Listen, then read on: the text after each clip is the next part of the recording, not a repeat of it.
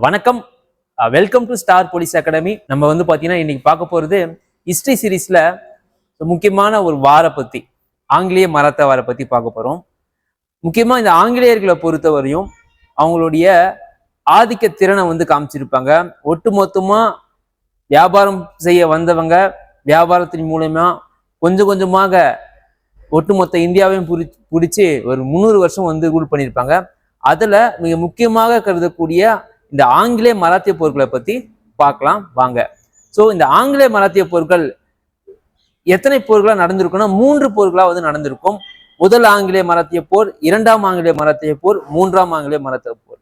So இதுல மிக முக்கியமா எதற்காக இது நடந்திருக்கும் பாருங்க. முழுக்க முழுக்க வாரிசுரிமை சண்டை. இப்போ உள்நாட்டில் இருக்கக்கூடிய இந்த வாரிசுரிமை சண்டை ஆங்கிலேயர்கள் இதை பயன்படுத்தி பகடைக்காயா யூஸ் பண்ணிட்டாங்க. ஸோ குறிப்பிட்டு சொல்ல போனா இந்த மராத்தியர்களுடைய வலிமை மிகவும் வந்து பார்த்தீங்கன்னா செழிப்புற்று இருந்தது. Decline of Mughals and embracing, அதாவது ரைசிங் ஆஃப் மராத்தாஸ்னே நம்ம சொல்லலாம். ஸோ அவுரங்கசீப்புடைய காலகட்டத்தில் சிவாஜி கிட்டத்தட்ட வந்து பார்த்தீங்கன்னா பல கோட்டைகளை வந்து பிடிச்சிருப்பார்.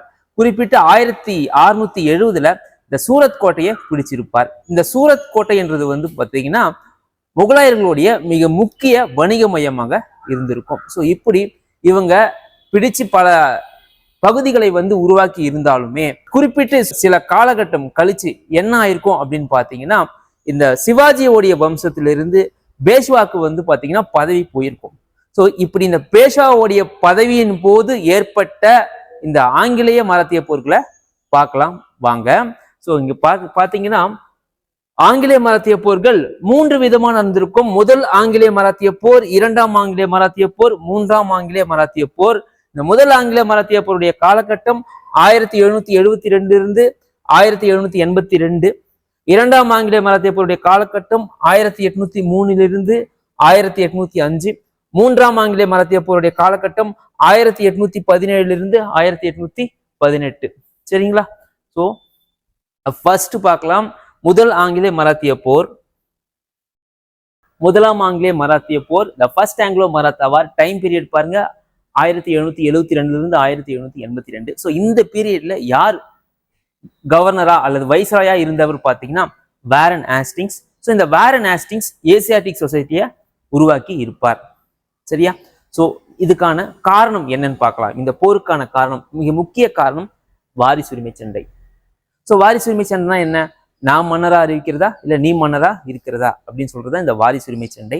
ஸோ இதை பயன்படுத்தி இங்கிலீஷ் வந்து அவங்களுடைய காரியத்தை சாதிச்சுட்டு இருப்பாங்க. இட் மீன்ஸ் என்னன்னா அவங்க இந்த ஆட்சியை பிடிச்சிட்டு இருப்பாங்க. சரி வாங்க. ஸோ ஃபர்ஸ்ட் வந்து பாத்தீங்கன்னா பேஷ்வாக்கள்னு இருப்பாங்க மராத்தியர்கள்ல. 3 பேஷ்வாக்கள். இந்த 3 பேஷ்வாக்கள்ல கடைசி பேஷ்வா யாருன்னு பார்த்தோம்னா இந்த பாலாஜி பாஜிராவ். இந்த பாலாஜி பாஜிராவ் அரசரா இருக்கும்போது என்ன ஆகுனா, அடுத்ததாக அவருடைய மகன் வருவார்.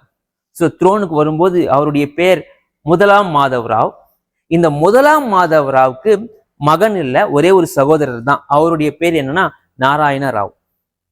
இப்போ இந்த முதலாம் மாதவராவ் 1772 இவருடைய முதலாம் மாதவருடைய மாமா மகன், ஓகேவா? ஸோ தாய்மாமன் மகன் ரகோபா அவர்களால இந்த முதலாம் மாதவராவ் கொல்லப்படுவார்.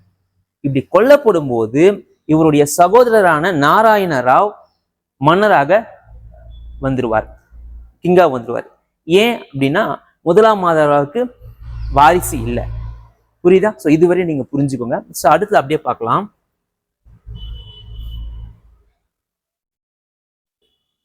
இங்க பாருங்க, நாராயண ராவ் கொல்லப்படுவாங்க. நாராயண ராவ் கொல்லப்படுவாங்க நம்ம பார்த்துட்டோமா? ஸோ யாரால? ரகோபாவால கொல்லப்படுவாங்க. இப்படி இந்த நாராயண ராவ் கொல்லப்படும் போது அவருக்கு ஒரு வாரிசு சன் இருப்பாங்க. அந்த சன்னு பேர் என்னன்னா வந்து பாத்தீங்கன்னா மாதவராவ் தான். ஸோ இந்த மாதவராவ் ஏன் பேர் வச்சாங்கன்னா, தன்னுடைய அண்ணன் மேல இருக்கக்கூடிய பாசத்தினால இந்த நாராயண ராவ் மாதவராவ்னே பேர் வச்சிருப்பாரு. ஒரு அடையாளத்திற்காக இரண்டாம் மாதவராவ். சரியா? இரண்டாம் மாதவராவ் சொல்லுவாங்க. அவருடைய மற்றொரு பெயர் சவாய் மாதவராவ்னு சொல்லுவாங்க. இப்போ இந்த சவாய் மாதவராவ்னு சொல்லக்கூடிய இந்த குழந்தைக்கும் ரகோபா, அதாவது மாதவராவை கொன்ன இந்த ரகோபாவுக்கும் ஒரு வாரிசுரிமை சண்டை ஏற்படும். புரியுதா? ஸோ இப்போ இந்த வாரிசுரிமை சண்டை நான் அரியணைக்கு உட்காரனா இல்ல நீ அரியணைக்கு உட்காரையா இப்படின்னு சொல்லக்கூடிய இந்த ஒரு இழுபறி நிலையில நம்மளுடைய ரகோபா என்ன பண்ணியிருப்பார், ஆங்கிலேயர்கள் கிட்ட உதவி கேட்டிருப்பார். ஸோ இப்படி உதவி கேட்கும்போது அவங்க என்ன பண்ணியிருப்பாங்கன்னா சூரத் உடன்படிக்கையை இந்த ரகோபா கிட்ட போட்டிருப்பாங்க. ஸோ இப்போ வந்து பார்த்தீங்கன்னா வாரிசுரிமை போட்டி நடைபெறும். 2ஆம் மாதவராவுக்கும் ரகோபாவுக்கும் இந்த வாரிசுரிமை போட்டி வந்து நடைபெறும். ஸோ இதுல பாருங்க, இப்ப இந்த ரகோபா இந்த நேரத்துல நான் மன்னரா ஆக வேண்டும் அப்படின்னு சொல்லிட்டு என்ன பண்ணுவார், இங்கிலீஷ் கிட்ட உதவியை கேட்பார்.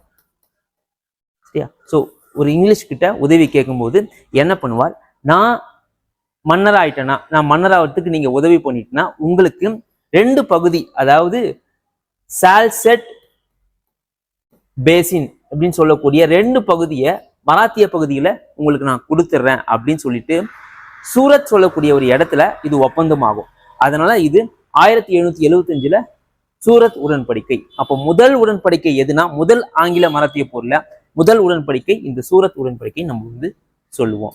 ஸோ அடுத்து வந்து பாருங்க, இப்போ இத பார்த்த இந்த குழந்தையோடைய பாதுகாவலரான நானா பட்னாவிஸ் உடனடியாக ஆங்கிலேயருடைய தலைமை வாரணாசிஸ் கிட்ட போயிடுவார்.